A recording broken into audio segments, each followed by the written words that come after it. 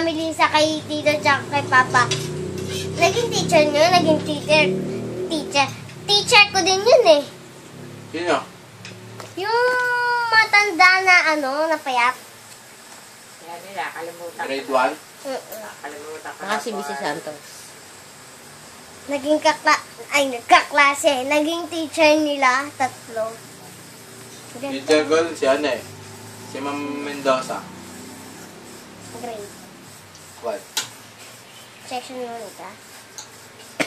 Si Islaw, naabutan mo. Oo, lulupog lilitaw. To! Grade 4 ako nun eh. PE namin, lagi absent. To! Di ba, sino ba yun yung gaya yung Si Ma'am Si Ma'am Paz. Teacher ko rin yun. Yung tabi nga yung mukha. Ang dami ng aasar doon. Siguro may stroke yun namin. Baka. Dami ng aasar doon. Yeah. Naging teacher din doon ni Kuya Mark yun eh. May mag-classmate kami ni Mark eh. Section 1? Anong grade? Lahat. Classmate ko siya lahat. Hanggang high school. Pero nga college hindi na. Hindi na. Iba ang course nun. Mag-astronaut ako eh. Pupunta ako sa araw. Sa araw, mainit doon ah. Hindi gabi ako pupunta. Teka. Nagano Lagi ka pa pa? kasi. Hambog ng psycho ko. Unang araw pala. Teka lang. Kabitado mo ba?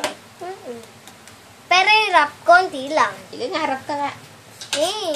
Sige na. Unang araw na Sabihin mo. Ako yung nasa eskwela. Uniform eh, cool. Baka may ma-eksena. Siyempre, may bagong... Ano? May bagong shoes ngayon na sa roll. Teka. May pamukha pang fake crap na roll. Teka. May isang agaw pansin. Isang babaeng kumakain mag-isa sa kantin. Tapos bigla akong natuwa. Tapos bigla akong natuwa. Yung nalaman kong crush ko, classmate ko pala. Ha? Ngayon yung nasa eskwelahan. Tapos na? Uniform eh, cool. Baka may ma-eksena. Siyempre. Kunti na ulam nun. Tapos na. Tapos na.